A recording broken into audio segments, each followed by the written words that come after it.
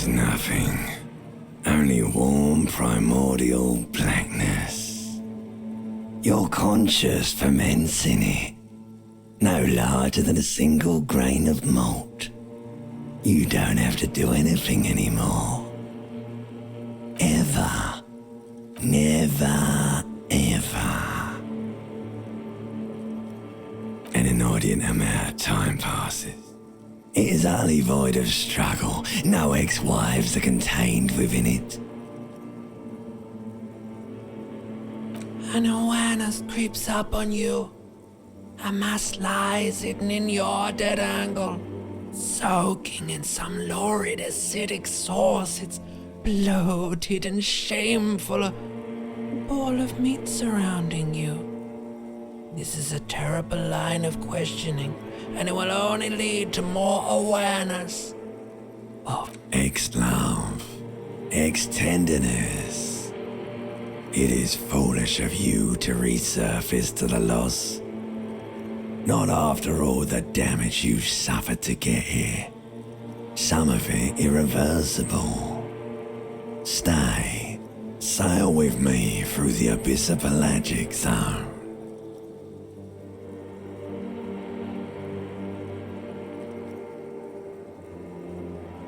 Do you really?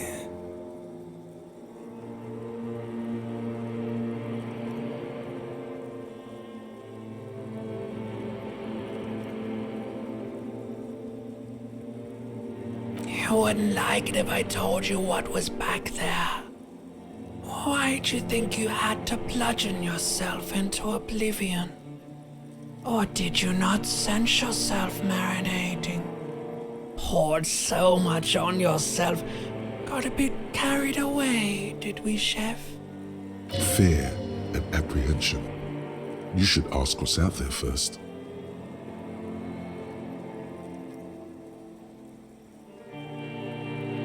There's this giant ball there. An evil apes. And the evil apes are juking it out on the ball. You're one of them. It's basically all just evil apes juking it out on a giant ball.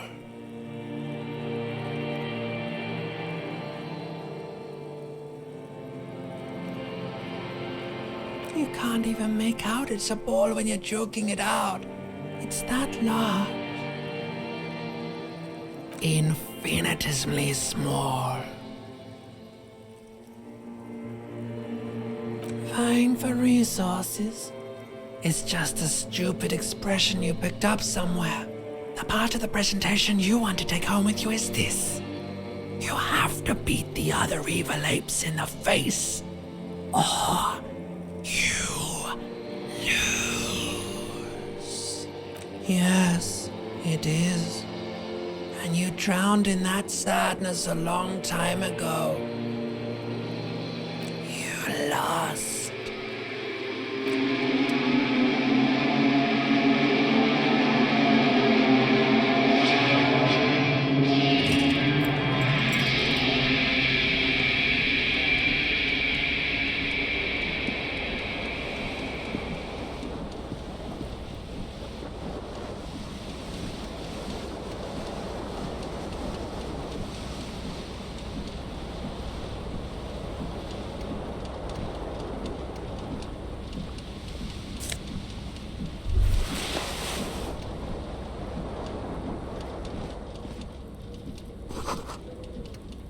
You hear a jingle.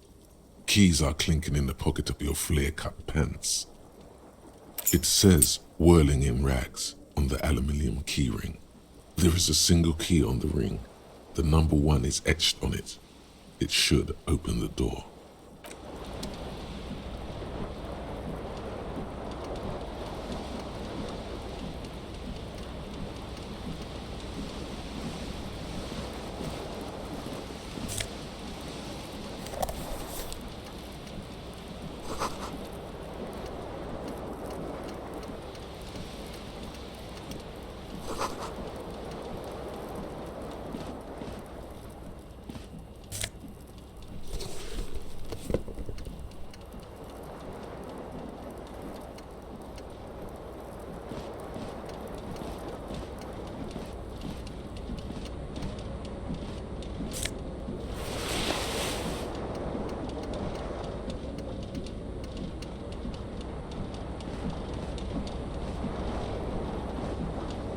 This fan has two chain pull switches. One ends in a tiny fan, the other in a light bulb. A truly horrific necktie has somehow attached itself to one of the blades. Or has it been consigned there as punishment? You feel as though this creature is your friend and wants to reattach itself to your neck so that you may continue your adventures together in this strange world. You swoop up and catch the tie. Snap. It's released from the blade. Warning, warning, the necktie is no longer contained. What you have in your hand is a fantastically colorful tie with 4 or 5 different patterns. The knot reminds you of a noose.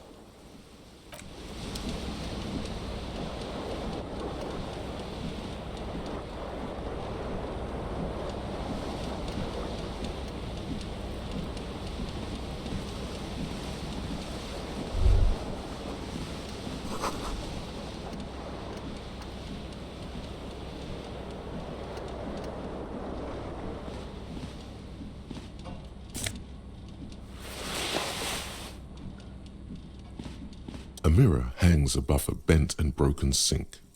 In a fierce discharge of masculine energy, someone has ripped half the faucet off. Hot water sprays from the base and steam covers the mirror. You cannot see yourself, just the outline of a man. Suddenly, you realize you have no memory of the face that awaits you there, underneath the soft vapor. As you slowly reach your hand towards the surface of the mirror, abort. You clearly have not thought this through. You won't like what you see there, and you will never unbecome it.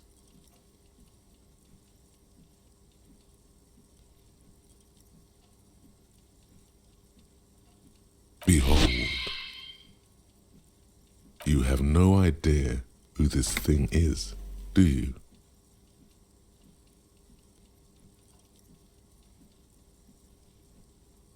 Too late. You clearly have rigor mortis on your face. Oh wait, is that an expression? Are you trying to make an expression with that face? Why? Please stop. It's horrible. You're scaring yourself. Oh my God. You can't stop. It's like it's not even voluntary anymore. You have worn that grin into your face and now it won't come off. What does it even mean? What is the emotion you're trying to convey?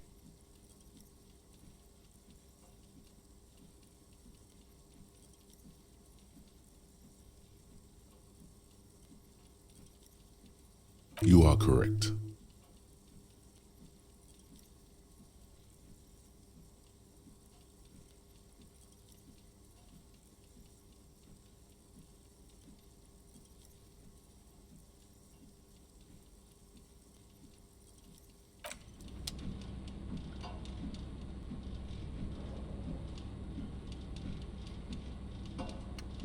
A mirror hangs on the bathroom wall. In it,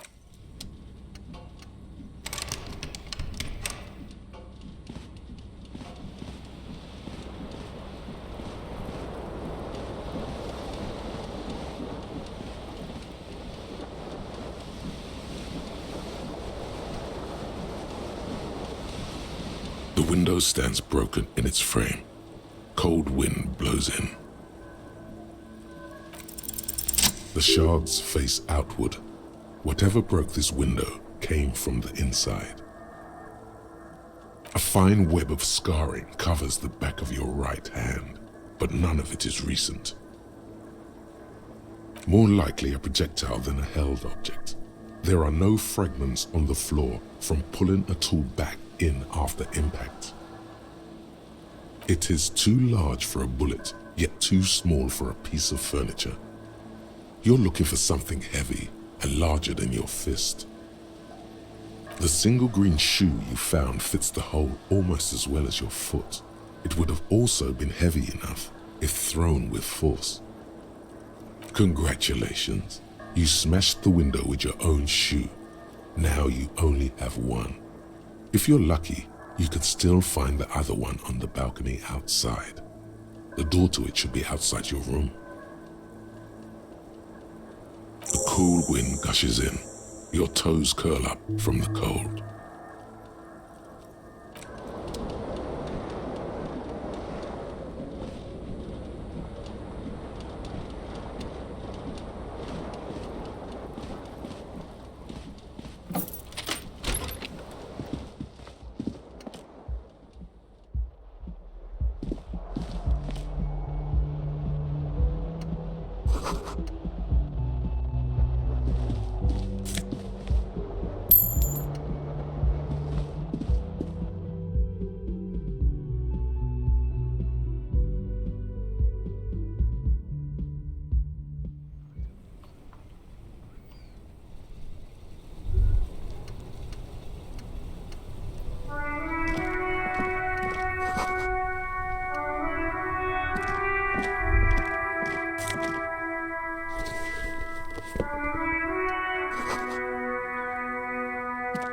There they both are, two identical shoes, both copiously green and indiscriminately snakeskin, reunited on your feet.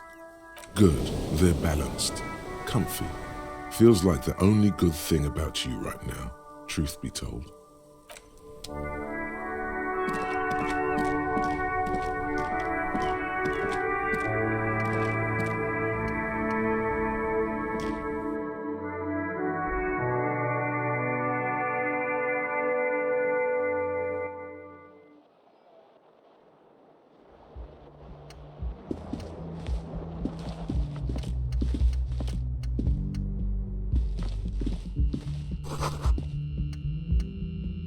Hello, officer. The young woman raises a cigarette to her lips. Her eyes are brown and her face is speckled with birthmarks. She can't be more than 28.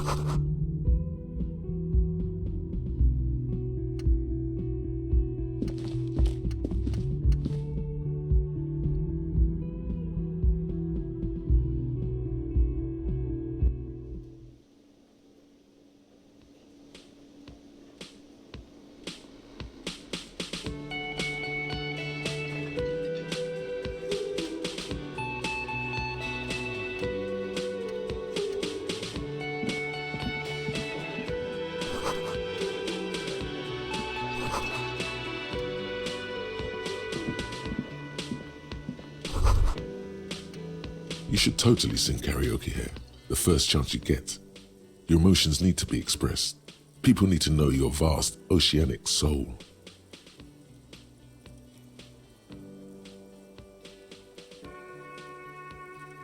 Of course, at this point, precise measurements of your soul can only be performed from the outside. It needs to be heard, through a PA system, by other people. You should sing the sad small church song from that tape you found. Thought it was obvious.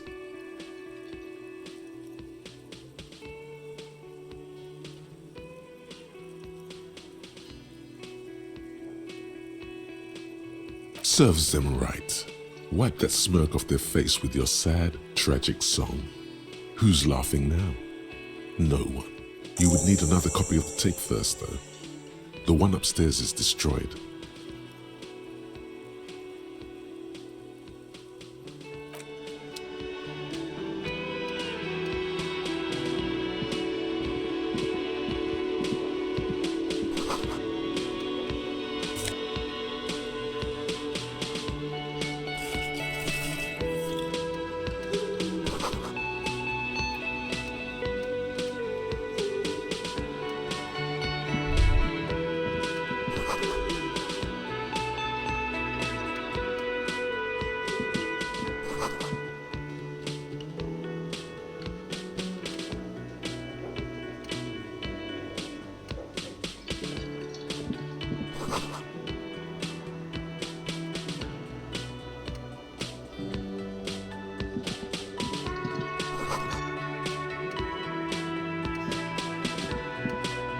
A bespectacled man in an orange bomber jacket is tapping his foot on the floor.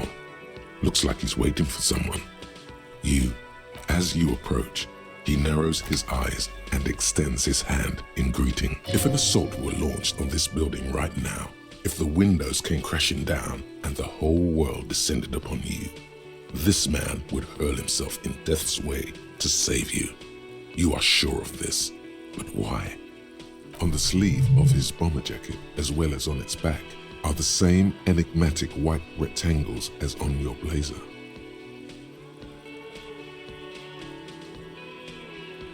Hello, I'm Kim Kitsuragi, Lieutenant, Precinct 57. You must be from the 41st. You realize he's waiting for your name. This is your chance to come up with a really good name for yourself. Get creative. Conceptualize.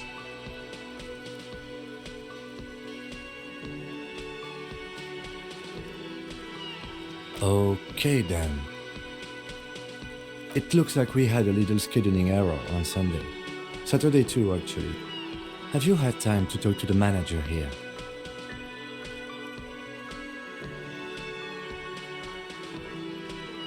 Then we should ask him for a rundown of the area. Get me up to speed.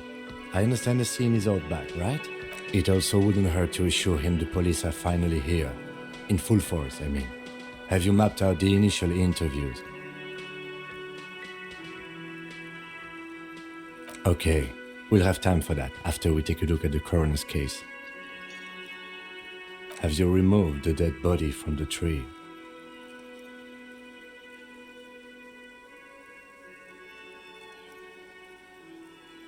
So, the body is still in the tree.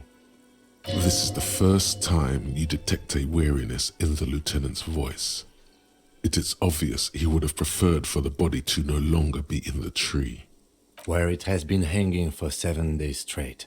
We should go there as soon as we are done talking to the owner.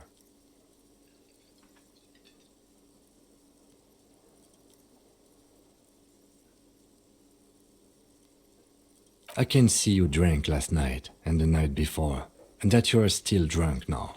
But I have seen officers go through worse. Much worse. If you need something for your headache, there is a general store nearby. But as I said, the dead body should be our #1 concern.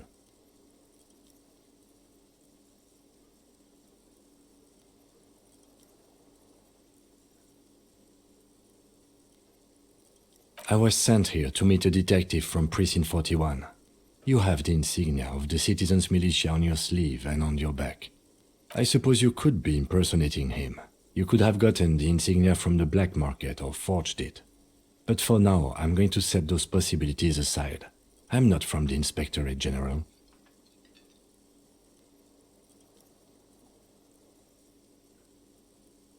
Yes. They are not just white rectangles. They bear a halogen watermark with the letters RCM and a pattern resembling the street grid of Revachol West. I would ask you to step into the headlights of my motor carriage, but again, it's none of my concern. I just need you to do your job. You mean you don't have a badge? Losing your identification card is a serious matter. My vehicle has a shortwave. You can use it to report your badge missing. I would advise you to locate it as quickly as possible. But getting the body down should still take precedence.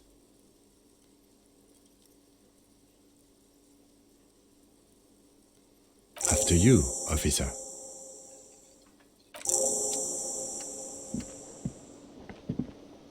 Hello, sweetie. Wait, who's Sweetie?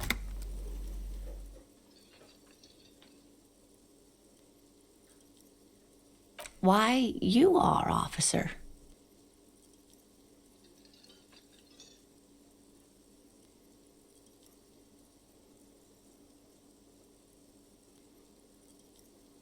You're a handsome man, officer, with your mustache and your chiseled jaw and that silly dimple on your chin.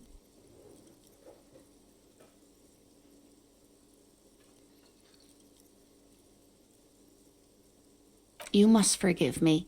I'm getting so scatterbrained. I completely forgot to introduce myself. I'm Lena. My husband Morel and I are staying with our friend Gary just down the street, but I come here for tea when they're away. This Lena is wacky enough for the motley crew. Hire her on the spot.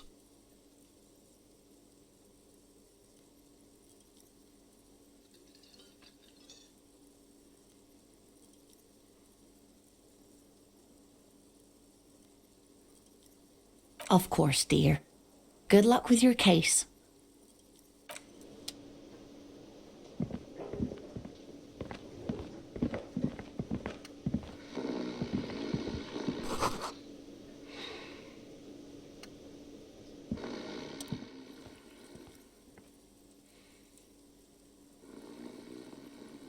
A colourful piece of plastic is dangling from his carabiner.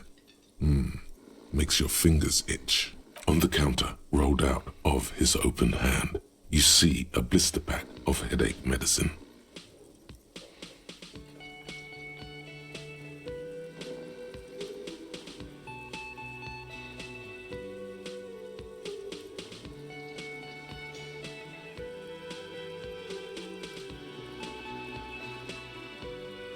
No idea. Looks like he works for Wild Pines, the logistics company who owns and operates the harbor. Possibly because there's a strike going on in the harbor. There's not much to do aside from drinking and sleeping. It's a dock worker's ID, doubling as a shift card and a job permit. A young, able-bodied man stares back at you from the photo. Santiago S. John.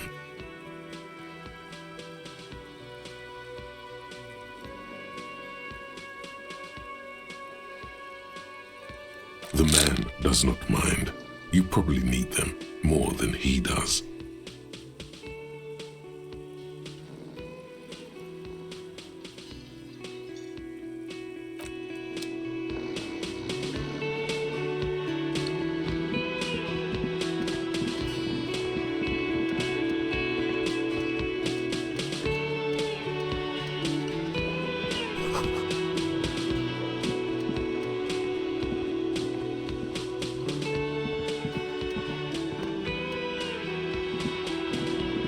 A man in his late 20s with a thin, unimpressive beard notices you approaching. He drops the ledger he was holding and turns to the lieutenant. Could he be irritated with you? He avoids eye contact altogether, like you're not even there. Mr. Gart, right? Yes. I am Kim Kitsuragi from Precinct 57. This is an inter-district investigation, so joining me from Precinct 41... Right. Now, I know it took us a while to arrive at the scene. It also took you a while to call us and report the dead body. It was you who placed the call, yes? No, I only just got here. It was probably Sylvie who called you. She usually works the bar here. I'm only temporarily taking over her duties. Do you have her number? As a matter of fact, I do. This sounds like something you can use to call this Sylvie later. You said you just got here. From where? Are you a local? What, of Martinez? No, I live in Jamrock. I only sometimes come here to keep an eye on the place. This is just one of the many cafeterias I manage. But you still know your way around, yes? In case we need directions.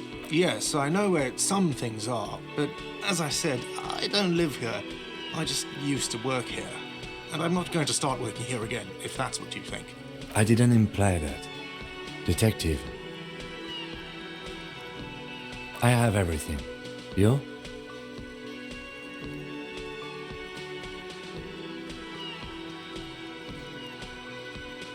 Yes, he means, do you have questions for me, like a police officer would?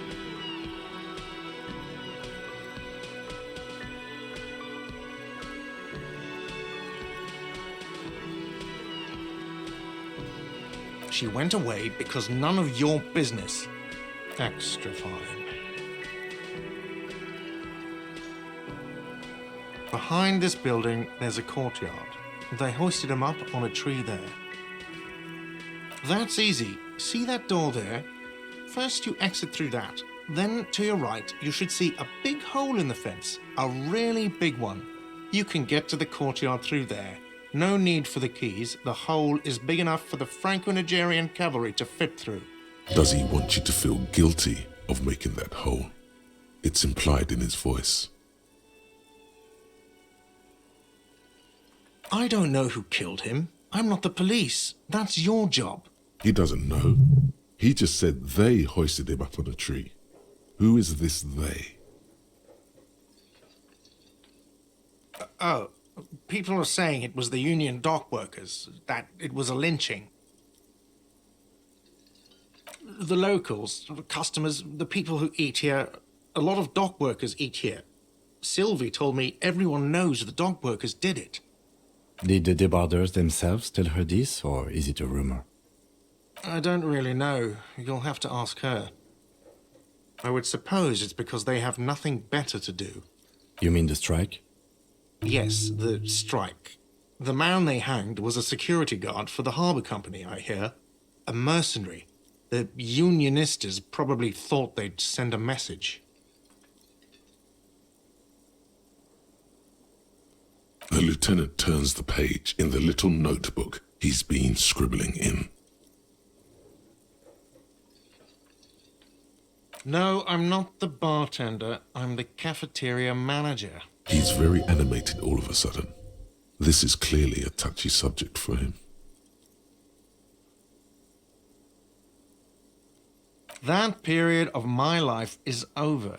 Not everyone who stands behind a counter is a bartender, okay? I have 3 cafeterias I manage. 3. Get over it.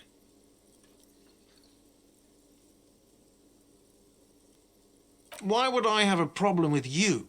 You're a hero, cop. Yes, you are. A real decorated hero. What did you not do? First you took the body down, then you solved the murder, then you didn't trash my hostel room. Maybe you even negotiated the strike.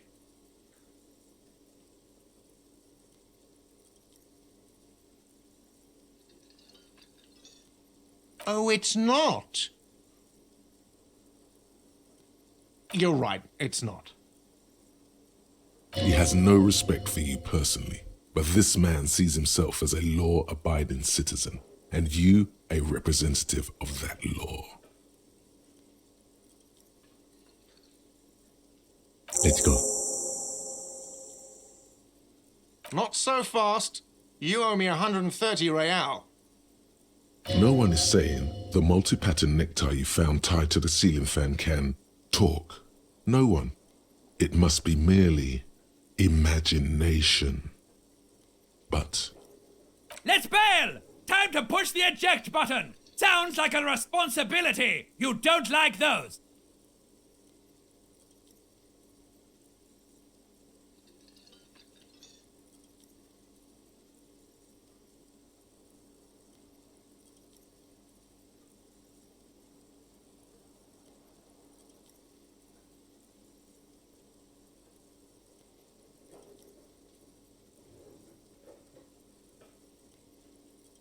Oh, excuse me. You owe me 130 real. the IIR, or Inter-Isolary Real, is the global reserve currency. Whatever part of the world you're in right now, it's safe to assume he means you owe him some money. Wow, you're a genius. Yes, that's right, money. You owe this establishment 130 real. Who does that clown think he is? Arrest him!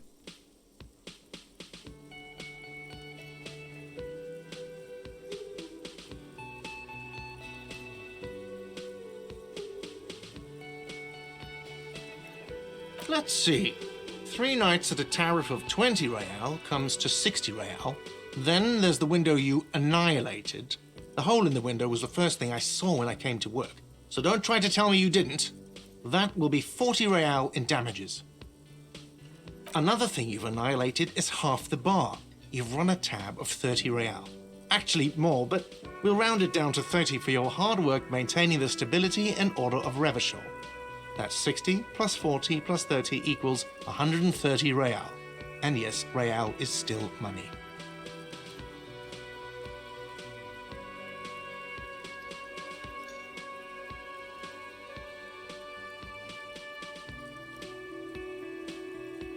No one is saying that! No one is saying that Ty can talk!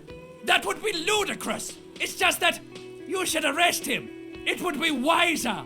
He wants to take your money!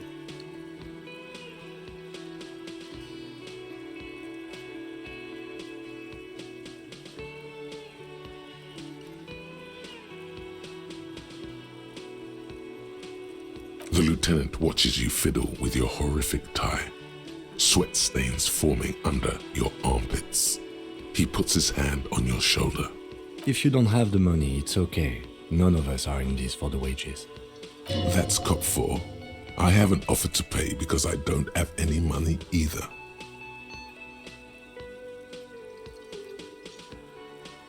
What are you, a philosopher?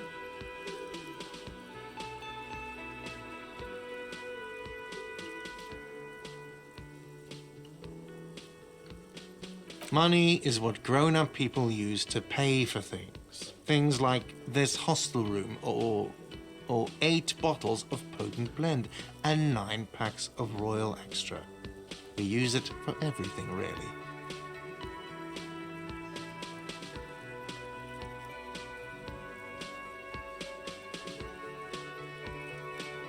Yes, it is.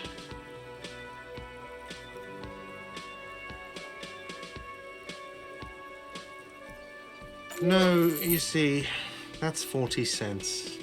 Cents are a form of currency 100 times smaller than the real. I'm not even going to take this. Come back when you have 130 real. The cafeteria manager stands silently, looking at the coppers on the counter before him. He demonstratively suppresses a world-weary sigh.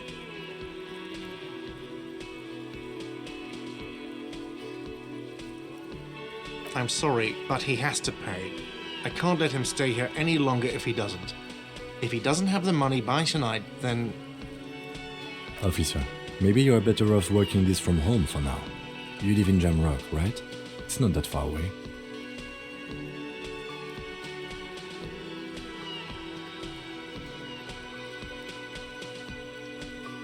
Officer, you really need to take this up with your station. I have a shortwave radio in my car. Call them, ask for assistance. We have to get this investigation started now. Good luck.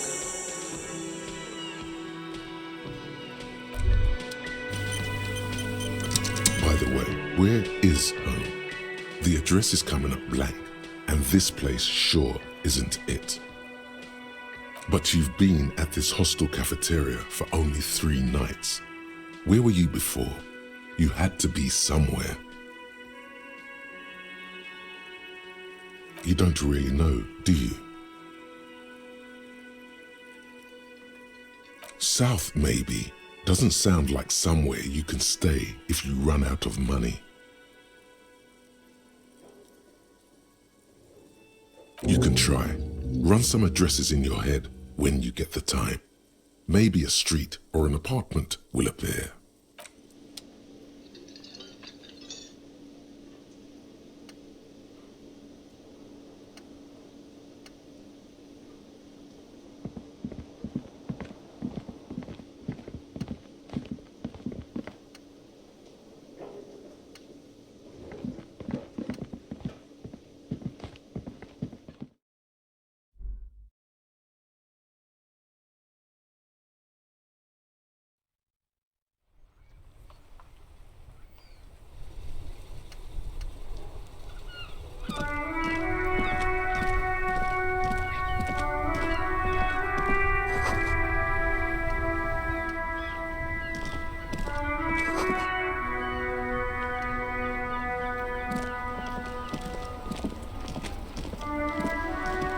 Before you stands a motor carriage. The bodywork is covered in blue and white livery, bearing the number 57. Vapor emanates from the large engine on the back of the vehicle. It hasn't had time to cool off yet. This must be the infernal machine that tore you from oblivion. In the cabin, you are welcomed by a set of steering levers, a radio microphone on a hook, a pull-out toolbox under the seat, and the soft glow of the fuel preheater gauge. A scent of leatherwork and heavy fuel oils washes over you.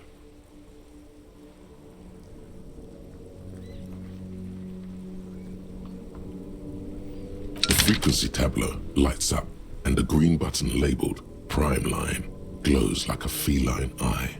And then you hear something.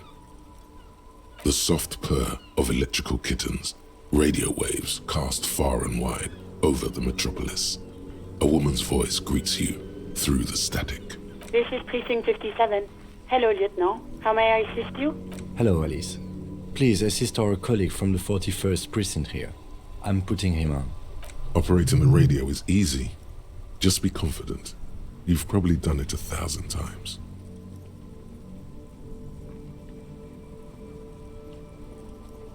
This is Officer Alice Demetri, Precinct 57. How may I assist you? Under the green Prime Line, a yellow saved button catches your eye. I wonder what Kim's default radio station is.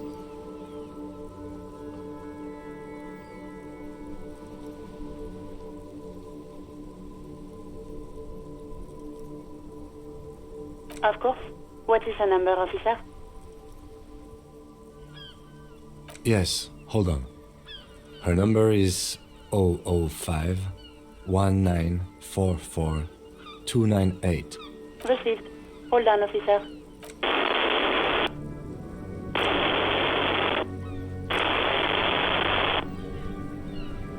Lieutenant Kitsuragi slowly begins to tap a little rhythm with his right foot.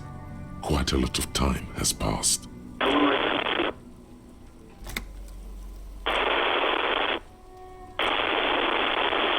Officer, I have Sylvie Malaika on the line for you. Yes, hello?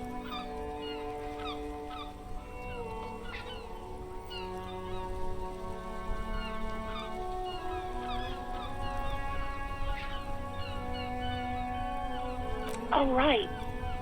Hello, officer. What can I do for you? You can hear resentment in her tone. She's not thrilled to be talking to you again. No, not me.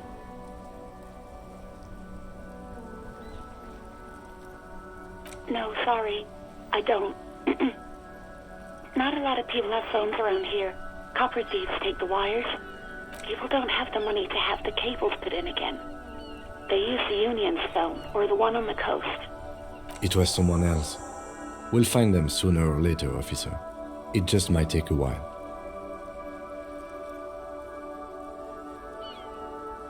What? Of course it bothered me. But I thought the Union already knew about the corpse. No one calls the police. The Union would get angry. You know, what the Union says goes. People listen to them and they take care of their own, which is like everyone here. Garbage.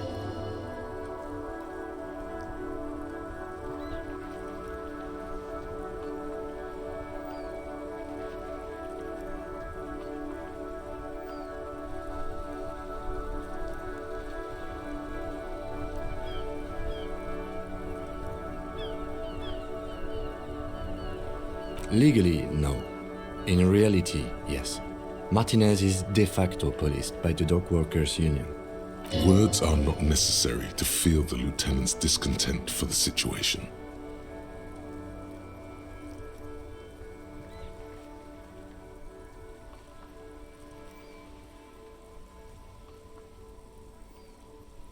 I don't know what to tell you, officer. I didn't call you because I didn't want to get in trouble with the others. With the Union. I'm sorry about that. Yeah, go on. You mean, why did I leave the bar? Honestly, I'm not really comfortable discussing it with you, sir.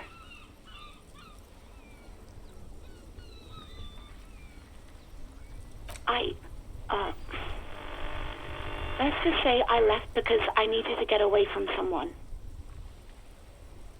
You know who? You think you hear a sliver of accusation in her words. I really don't want to talk about this. Let's just forget about this, okay? Maybe, I don't know. I just know I have to take some time off right now. I do hope so. Please, don't call me again. Bye.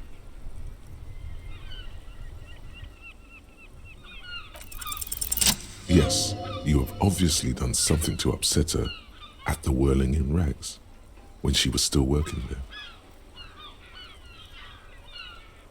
I'm not mad, it's just... You were so drunk and so emotional all the time, and then the skua thing happened. It just made me want to quit.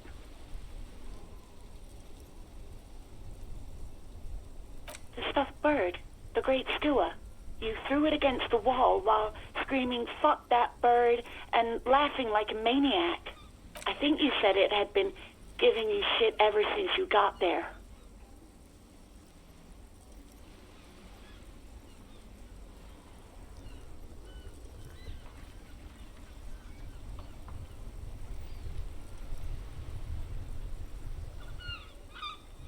It was a pretty bird, there since I started working in Whirling.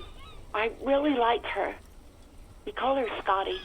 There's genuine sadness in her voice. Yes, obviously. You were the worst client I've ever seen. And I have seen so many assholes in this place. I've had sailors fighting, union guys grabbing my ass, kids stealing booze. Once a guy was glued to the karaoke machine every night for 2 months. But you... Well, you were worse than all of them. Honestly, you were getting borderline aggressive. Even about little things like not turning down the volume at 3 a.m. I even liked one of those songs you kept listening to on repeat. No more. I hate it now. We Go On by the O.O.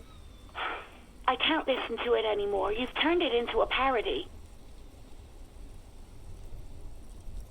To hell with that song.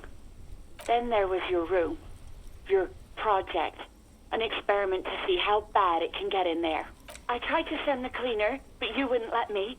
Threatened to make me understand. I had no idea what you meant, and I don't want to know. And then you screamed something about being the most boring person alive and how everyone leaves you because you're just so boring.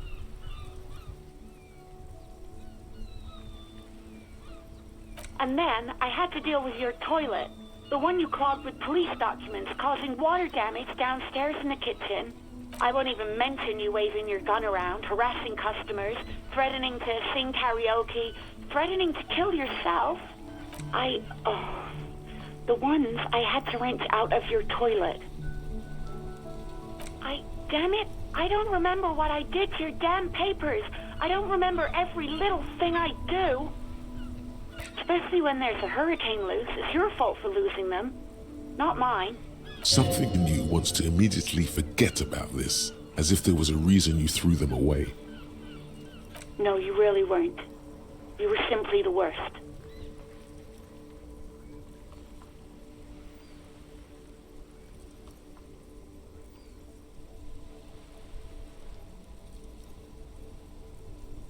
God, I knew I shouldn't have brought it up. Just try not to call me again, and let's pretend it never happened.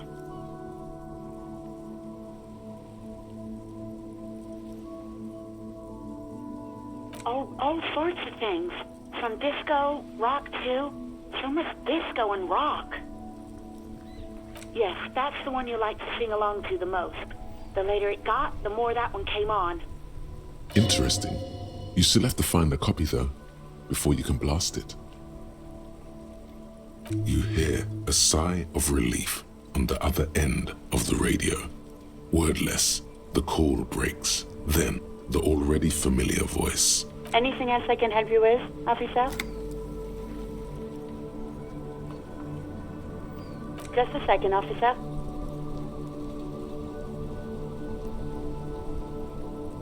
10-2, 10-5. This is 41st. Come in. Over. A scrawny old man sits in a dusty cubicle, smoking, with a large white rectangle sewn on his vest. In front of him is a box-shaped apparatus with an array of wires and antennas. The radio switchboard. 10-4, what's your status? Over. 10-18, 10-20, over.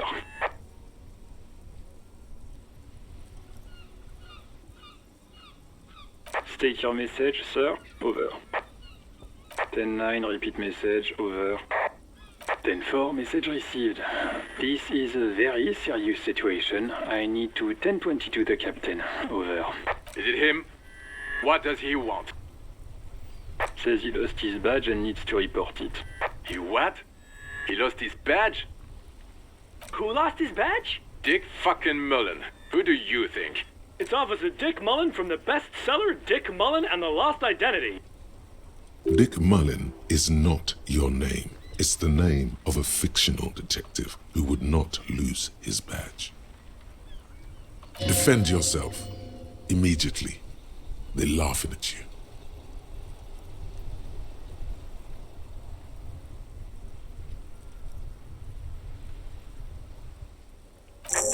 I hear you, officer. I'm just going to make a note here that you are in pursuit of your misplaced badge. Over. Fuck me! Mac, come here! You've got to hear this. Dick Mullen lost his badge. What's going on? Super Cop here lost his badge. He lost his what now? His badge. He lost his goddamn fucking badge. 10-9, come again. I didn't get that. Over. New heights even for Captain Sober. Ask him. Ask him if he's lost his gun too. Sergeant Orson wants to know if you lost your gun too. Check your pockets. Check your... Holy fuck. You don't know where it is, do you? No. It's gone. It's not fucking on you. Don't sweat it, Bratan. You don't need a gun to have fun. We can still have fun. It's not all over. 10-9, come in, officer. Did you get my question? We were wondering about your gun. Over. 10-1, you're breaking up. 10-9, repeat please. Over. 10-9, come in, officer. Over. Come in, officer. 10-9, repeat message please. Did you misplace your firearm? Over. He says he doesn't have it. Dear God, he lost his gun. Oh my, I can't. This isn't really a laughing matter. Mac can face a giant of Coco Nur by himself, but Disco here made him piss his pants. Oh, I can't. Fuck. He lost his... Ask him if he's still got his wiener. I'm not going to. Ask him. Sergeant Orson here is wondering if you are still in possession of your genitalia. Over.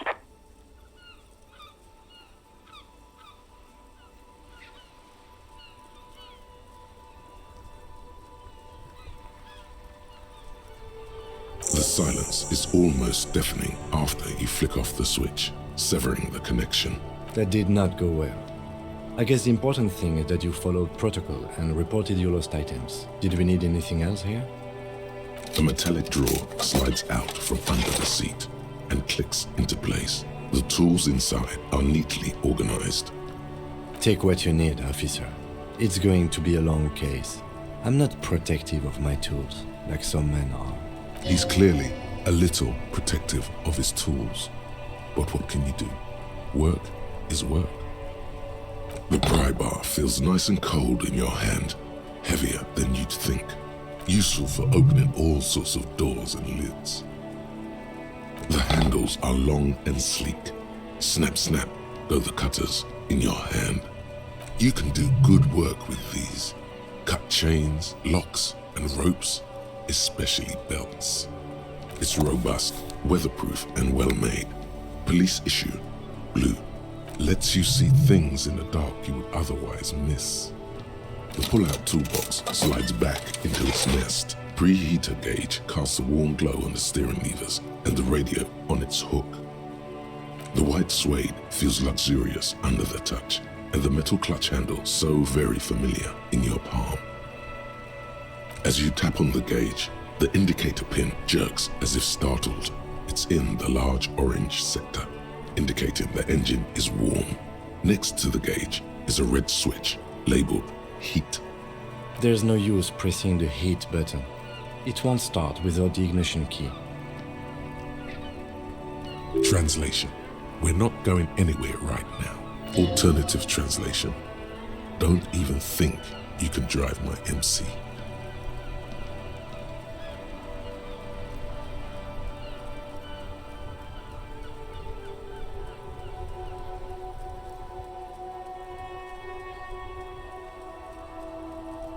This is the Coupe Kinema, my motor carriage. You can use the toolbox and the radio if you'd like. Motor carriage, motor carriage. Something bad with a motor carriage. A dark lump rises in your throat.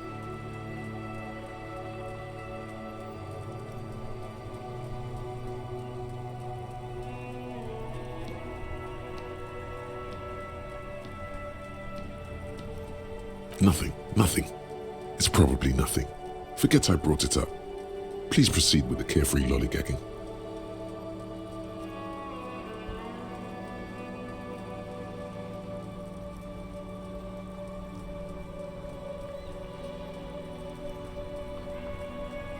In the cabin, you see a set of steering levers.